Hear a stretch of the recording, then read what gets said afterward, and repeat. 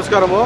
ఈరోజు ఈ ప్రత్యామ్నాయం జరిగిందంటే ఈ చంద్రబాబు నాయుడు చేసిన సిగ్గు పనికి అందరూ తల ఉంచుకున్నట్లు అయిపోయింది.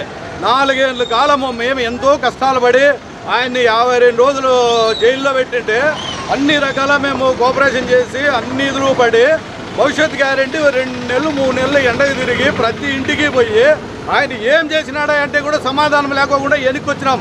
మాకే ఆయన చంద్రబాబు నాయుడు ఏం చేసినాడని మమ్మల్ని అడిగినారు.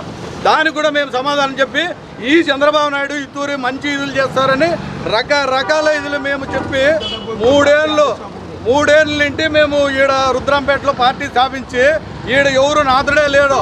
ఈ పొద్దు ఈ చేతికి తెచ్చిన ఇదికి ఎవరు ఆశాదవాదులకి టికెట్ ఇస్తే ఇప్పుడు ఎవరు పనిచేసేది? మేము ఏం కావాలా? ఇన్నేళ్ళు మేము పనిచేసిన వాళ్ళు కూడు నీళ్ళు ఇచ్చిపెట్టి పెన్లాములు పిల్లలు ఇచ్చిపెట్టి మేము ఇదే ఆఫీసులోనే రెయింబోగులు ఉండి కూడా మేము పనిచేసినాం. మాకెంత బాధ అవుతుందా? మాకే ఈ చేసిన పనికి మేము ఎవరు చెప్పుకోవాలి? ఈ పొద్దు చంద్రబాబు నాయుడు అనేవాడు ఆ పొద్దు అందరికీ చెప్పినాడు, నువ్వే ఇన్ఛార్జి, నువ్వే ఈడ క్యాండిడేట్ అని. ఈ పొద్దు ఎవరికో ఇస్తే మేము ఎవరికి చెప్పుకోవాలా? మా బతికేముంది? మేము ఇన్నేళ్ళు 30 ఏళ్ళ నుండి పనిచేసినాము. ఈ పొద్దు మాకు ఏంది లేకోకుండా ఉంటే మేము ఎవరికి చెప్పుకోవాలా? ఈ పొద్దు ఆశావాదులంతా పోయి ఆయన దగ్గరికి పోతా ఉన్నారు. మేము కష్టపడిన వాళ్ళు మేము ఎక్కడ పోవాలి? ఈ పొద్దు మేము ఇన్నేళ్ళు అందరికీ ఐడెంటిఫై చేసి వాళ్ళకి గొప్పగా మేము చెప్పుకొని మేము ఇది చేసి ఈరోజు రుద్రంపేటలో 0 ఉన్న పార్టీని ఈ పొద్దు స్థాయికి తెచ్చినాము. మేము ఎంత చేసి ఉండొచ్చు?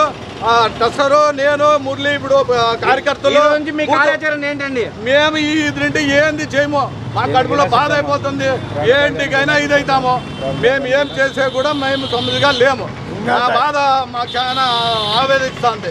ప్రభాకర్ చౌదరికి ఏదైనా మార్పు తెచ్చి టికెట్ ఇవ్వాలి. మేము అత్యధిక మెజార్టీతో గెలిపించుకుంటామని మా కృతజ్ఞతతో చెప్తా ఉన్నాం.